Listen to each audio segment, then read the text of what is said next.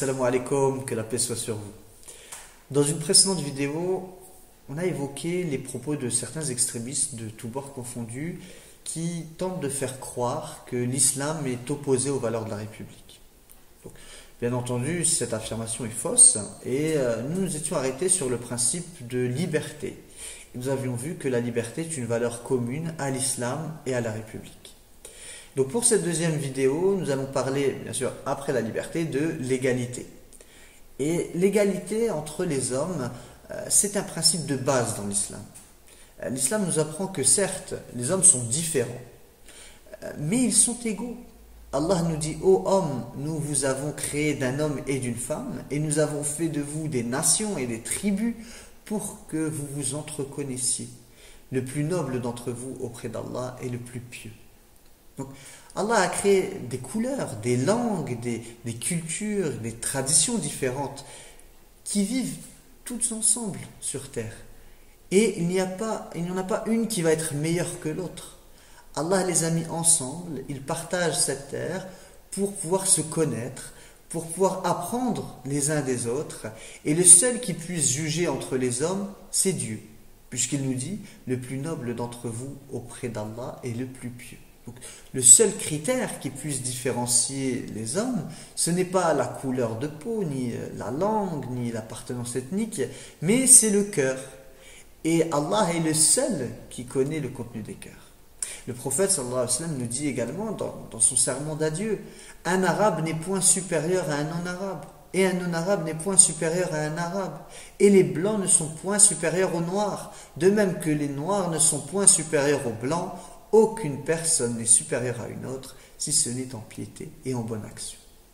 Donc on a bien cette égalité entre les différentes nations, mais également l'islam assure l'égalité de droit entre les différentes classes sociales, si on peut dire. Puisque il y a un événement qui illustre bien cette réalité qui se passa durant le califat de l'imam Ali radiyallahu anhu.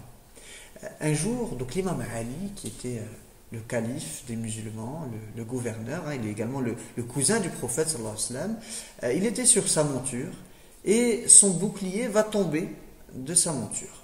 Et là, un homme qui passait par là va voir le bouclier tomber, il ramasse le bouclier et part, il s'en va. Et Ali radiallahu anhu, quand il voit ça, il l'appelle, il lui dit: mais qu'est-ce que tu fais? C'est mon bouclier, rends-moi mon bouclier.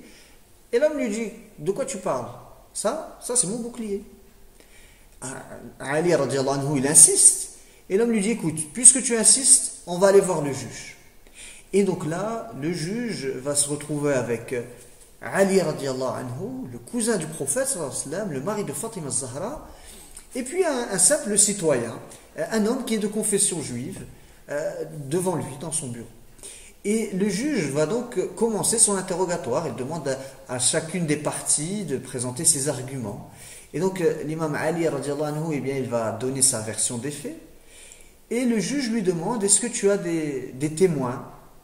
Donc Ali radiallahu anhu lui dit: oui, j'en ai deux, j'ai mon servant et mon fils. Et là le juge lui dit: je ne peux pas prendre le témoignage de ton fils. Donc le fils de Ali, c'est Al-Hassan, le petit-fils de Rasulullah sallallahu alayhi wa sallam. Il dit: son témoignage, je ne peux pas le prendre en compte, puisque le témoignage d'un fils envers son père n'est pas admis. Et ensuite, le juge va se tourner vers cet homme juif et lui demander de présenter ses arguments. Et il va dire: écoute, moi la preuve que le bouclier il est bien à moi, c'est qu'il se trouve entre mes mains. Donc c'est mon bouclier.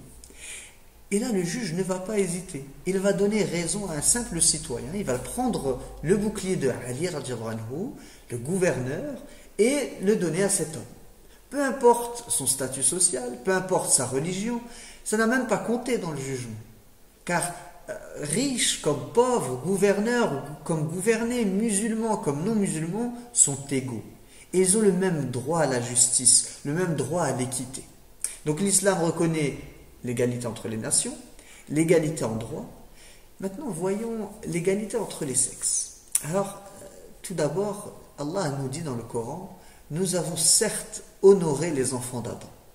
Hommes comme femmes, Allah a donné à chaque être humain un honneur, une dignité. Et Allah est juste et il n'a pas défavorisé les femmes quant à l'octroi de leur dignité. Le Coran rappelle cette égalité également en disant celui qui fait une bonne action, homme comme femme, et qui est croyant, nous lui donnerons une vie heureuse et nous le récompenserons de la meilleure façon. Il dit également que la relation homme-femme est une relation basée sur l'entraide mutuelle, pas une relation de dominant à dominé ou je ne sais quoi. Allah dit et les croyants et les croyantes sont des alliés les uns aux autres. Et également pour décrire la relation entre les époux, Allah dit vous êtes des parures pour elles et elles sont des parures pour vous. Les époux prennent soin l'un de l'autre. Ils sont là pour s'accompagner, se protéger, tant l'homme que la femme. Donc l'islam défend l'égalité, l'égalité entre les peuples, l'égalité entre les différentes classes sociales, l'égalité entre les sexes, et affirmer l'inverse, eh bien c'est soit une preuve de méconnaissance, soit une preuve de malhonnêteté.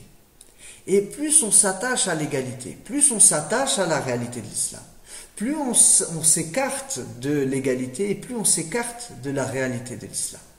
Qu'Allah nous facilite et nous permette de défendre l'égalité entre tous les êtres humains.